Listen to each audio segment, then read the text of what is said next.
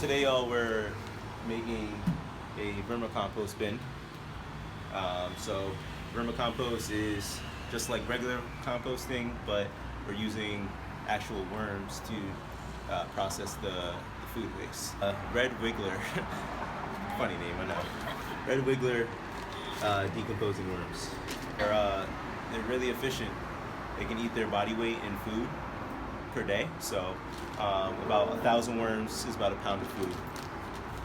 So right now I'm just about to put the base layer, which is some soil, so some regular loamy soil in here. What you want to do is you want to get that first layer of soil because this is essentially going to just act as the foundation. And what I'm going to do is I'm going to add other types of bedding that is good for the worms, just to add some grit, some other things that they can munch on when there's no food. We have some peat moss here that we're going to add in here. We also have some shredded paper and cardboard that we're going to add as well. This is the base layer of soil. All right, nice little layer here. What I'm going to do next is I'm going to add some peat moss. And what the peat moss does is the peat moss helps hold the moisture. All right. The worms don't love a ton of moisture. They'll actually come up to the surface because they think they're drowning if there's too much moisture. So that's a common problem with most bins, is too much moisture. So we're gonna combat that by adding in some peat moss into the base layer. So now we got the peat moss in there. Now we got to add some more bedding, some more paper, some more carbon material that really allows the bin to not get too wet. All right, so I have some shredded paper, some shredded cardboard I'm going to add in here as well, a couple handfuls. And again, they'll eat all of this as well. So if you forget to feed them, that's why I love them as pets, because they're super low maintenance. You absolutely don't have to take care of them every day. If you forget to feed them, they can go like 3-4 weeks without any type of food, but they'll eat this stuff in the meantime. So I'll add some handfuls of that. Boom. Now I'm gonna add some more soil on top of this, and then I'm gonna mix it all together before we add our worms. All right, about 500 worms in this bin. All right, worms breed like rabbits. They might even breed faster than rabbits. You can expect your worm population to double every 90 days. So if you're gonna get worms, be sure to know that you better have the food scraps ready for them to be eaten. All right, so now I'm gonna mix this all together. Don't be afraid to get your hands dirty in here, you know? Like, just because we're working inside in a bin doesn't mean you can't fall in love with the earth, you know? So to give you guys an idea of what compost will start to look like, this is the bin that we started about 6 weeks ago, okay? So we started with about 500 worms, and then we added 250 later on. So again, if you've been listening along, Reg Wiggler worms multiply every 90 days, so we should have about 1,000 worms in here, give or take. All right, so as you can see, we've put newspaper on top to kind of keep them in the dark, keep them at home, keep them from crawling out. I'm gonna remove the newspaper. You won't see any crawling on the sides. You can see we've cleaned it a little bit earlier this morning when we checked on them. But again, you don't have to check on these all the time, but you can see the difference between this and kind of that new soil we've added in.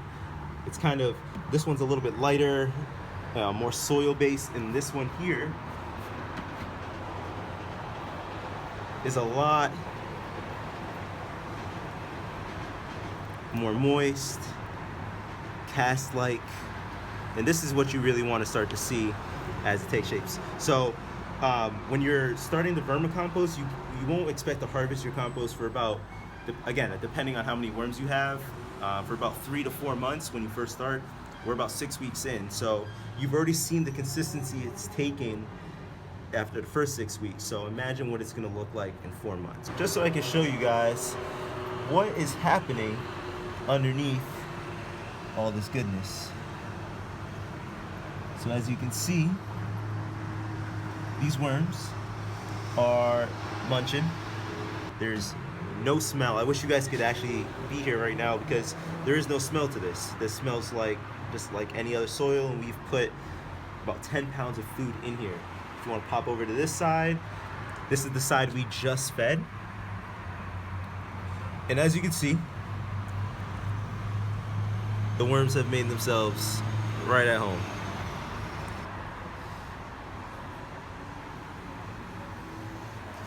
All right, so next step is feeding the worms. So what you want to do is you actually want to just put the food in first. So what we have here is a pound of food that we've already cut up, chopped up, and weighed. So it's very important that you weigh your food so you know how much your worms are getting, how much they eat, and how much they'll produce for you at the end. So just a couple things. We have some apple cores, some carrots, some cabbage, some bread. What else we got in here? Some celery. I think some coffee grounds are in here as well. So a variety of different things that are compostable that will add some richness to our final product.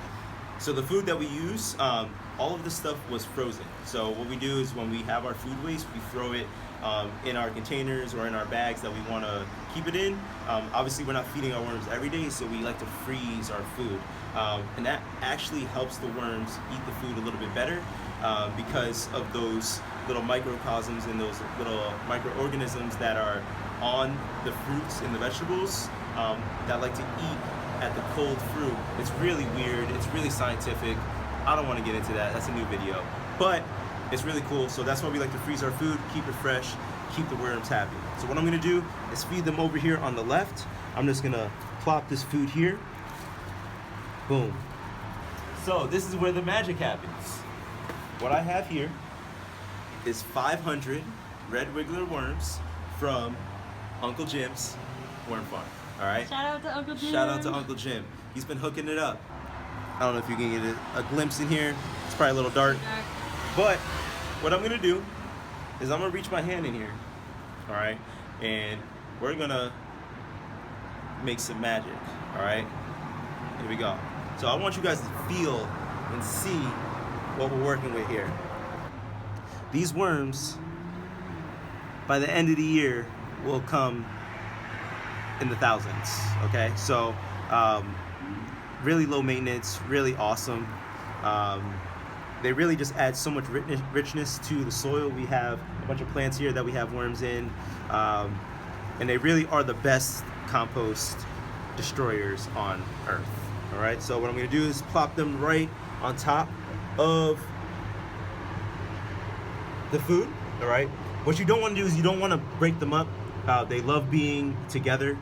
They actually mate in this way. So yeah, now what they're going to do is they are burrowers.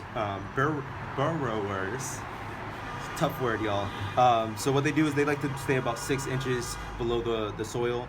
So they'll find their way down, and they'll continue to eat and make themselves at home in this their new environment. All right, so what I'm gonna do is they actually love to be buried. You don't want to bury them in food, but they love to be buried in their environment. So what I'm gonna do is I'm gonna add another layer of topsoil, all right, and maybe a little bit more peat moss. All right, as you can see, the soil here is a little bit dry, so what I'm gonna do is I'm gonna give it a couple spritz of water, but because the food is frozen, it'll actually help moisten out the bin as they decompose and eat the food, okay?